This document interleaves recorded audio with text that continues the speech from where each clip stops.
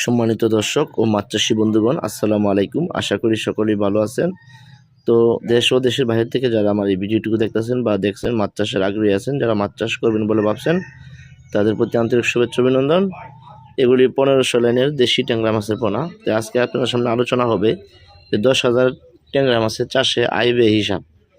তো আমরা খুব ছোট করেই ধরি, যেহেতু 10,000 মাছের একটা ছোট্ট হিসাব করি। ধরেন, কথা দিলাম যে 10,000 মাছ আমি একটা কালচার দিলাম একটা ছোট্ট পুকুরে। তো সেই মাছ সর্বনিম্ন 30টা কেজি, 30টা কেজি দিলে আপনার 300 কেজি মাছ আছে। যদি আপনার 10,000 মাসে 300 কেজি মাছ আসলে 300 কেজি ইন্টু 350 টাকা, এটা অ্যাভেলেবেল দাম থাকে। 350 টাকা ধরা গেলে তো আপনার, যদি আপনি এখানে দেখাচ্ছেন 1,05,000 টাকা মতো আপনার এই বেচা কিনা আসে। যাই হোক, আপনার ক্যালকুলেটরটা দিয়ে 1,05,000 টাকার মতো বেচা কিনা। এখানে আপনার সর্বোচ্চ খরচ হবে, আপনার দেখা গেছে যে সব টোটালি যাবতীয় খরচ, খাবার খরচ, মাছের পোনা কেনা থেকে ধরে, পুকুর ভাড়া যদি থাকে ভাড়া থেকে ধরে, খাদ্য খরচ সহ সব মিলিয়ে আপনার টোটালি খরচ হবে 50 থেকে 60,000 টাকা সর্বোচ্চ।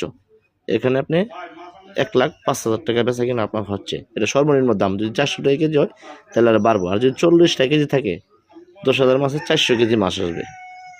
ঠিক আছে, 10,000 মাসে 400 কেজি আসবে। তো এই হিসাবে আপনি দেখবেন 1,40,000 টাকার মতো বেচা কিনা আসে।